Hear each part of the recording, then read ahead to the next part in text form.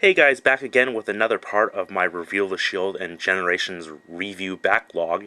This time it's going to be Deluxe Perceptor from the Reveal the Shield line.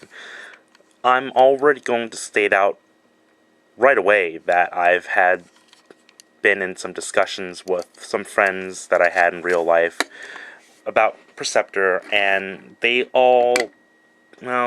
really big G1 fans, and they didn't like this Perceptor. And they just don't like it because of this mold. The package calls it a research truck, and I guess that it probably is a research truck. He's got this nice spotlight assembly right here, these tracks. This looks like one of these vehicles that's probably going to be going out into the wilderness and collecting data for biology studies on range and habitat or something like that. That's the impression that I get from this vehicle. And I like it. I think that, at least with my educational background as dabbling into the sciences and biology and whatnot, that it's just a nice homage to his original role as a scientist to make him, well, a science truck. I just don't see the point in having him a microscope when it's clear that Transformers is going to a more of a realistic look for the vehicles rather than going with the unrealistic styles of the G1. But not much to say about this vehicle other than this is pretty much it. I'm not too sure what the significance of this license plate is. I haven't really looked up anything about that. This thing does have a bit of an attack mode, I think, and basically you just fold his thing out, and then, well, that's pretty much it. Yeah, I don't know, whatever. I will also say, before starting in this transformation, that this is probably one of the more complex and difficult transformations. Not because that stuff just goes around all over the place, but the way that stuff pegs in or doesn't peg in, or if you peg in, it puts stress marks. Like, I had to fiddle around with this thing so much just to get it back into alt mode when I first got it, and I finally got it. There's just some tricks to it, like bending the elbows all the way back when you're transforming him, and also the feet. Well, you want to go the feet like this rather than folding them and flush against his legs. So anyhow, let's go with the transformation. First thing I want to do is just split this part right here. This entire door assembly is going to be his legs, and then we're just going to do this part now. Fold these in. When you do these, there's this tab right here that goes in this slot. Don't push it all the way in. Just maybe push it in about halfway, just enough to hear the click. Because if you push it in all the way, then that's what I did right here. You're going to notice that there's stress marks on this thing. And that's already one of the things that I found out kind of early on with this figure, that you just don't want to, some of these parts you don't want to put too much stress on. Then we just extend the legs. Let's fold this guy back a little bit.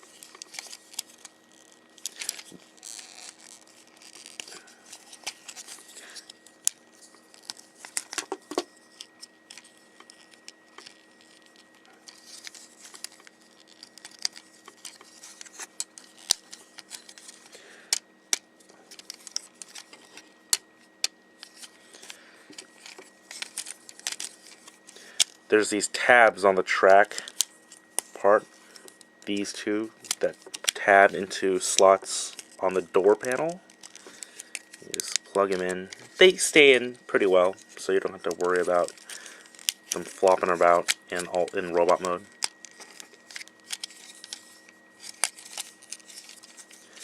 Then, for his arms,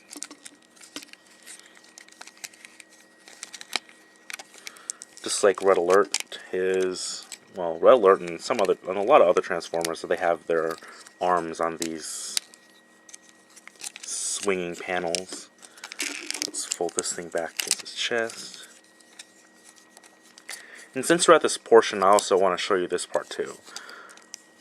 His backpack doesn't like to stay on very well.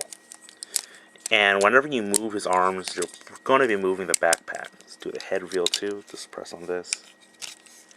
Head reveal. Then we tab in his waist. Anyway, the backpack time. The backpack really only go on if you put it on a certain way. And there's also this tab that kind of connects to this post right here, and you just gotta fiddle around and it'll get it. But when you put his backpack in, there's this tab right here that plugs into this. I've already kind of broken it up. Not the tab off, but broken where it doesn't really get a good hold on it. But what you want to do is that if you just look at this part, you want to line it up like this. Then, yeah, just like that. And then it fits in pretty snug. It'll still kind of move when you move the arms, but that's kind of the sacrifice that you'll have with this figure. And here you have Perceptor. Well, straighten out his arm right here, his hand. There's not much to say about this figure. His posability is okay. He's pretty chunky and pretty big. His arms articulate pretty well. He's got swivel right here on his shoulder and his knee. His knee gets blocked by just all the plastic right here. A ball joint that isn't hindered much, and he's got some nice feet articulation also. Because of the way his feet are designed, he can really, well, he's just really stable. He's not falling over anytime soon, I'll just tell you that. He doesn't have a lot of gimmicks in this mode other than, well, having a lot of the Perceptor hallmarks of him as the gun, his chrome. Oh, mine has quality control. Mine was quality controlled, and a lot of the chrome is just come off on the figure. So I'm going to get another one. I'll probably just repurpose this guy for a repaint or something like that. His chest opens up to give you access to his rub sign. That's about it. Light piping on his head. No guns, no other accessories. From what I hear, Blur's gun does not fit in it, so you want your Perceptor to be like the IDW sniper Perceptor. You're going to have to look somewhere else for a fitting sniper rifle with this. Not a bad figure, but not a figure that I would fully recommend, and definitely not for kids. It's a figure that, once you're in this mode, unless you're comfortable with just taking a figure very slowly and making sure that you have everything just right. I mean, a lot of these tabs already have stress marks on them from when I was just kind of admittedly, well, I don't ham-hand something, but when I'm just trying to figure something out and seeing stress marks on them is kind of disheartening. But now that I have everything figured out, it's not too bad. So when you get this guy, if you get this guy, just be careful the first time when you get him back from robot, when you get him to alt mode from robot mode. Take it very slow, make sure everything is going in, and if it doesn't feel like it's going to fit, don't force it, otherwise you're going to be getting stress marks everywhere.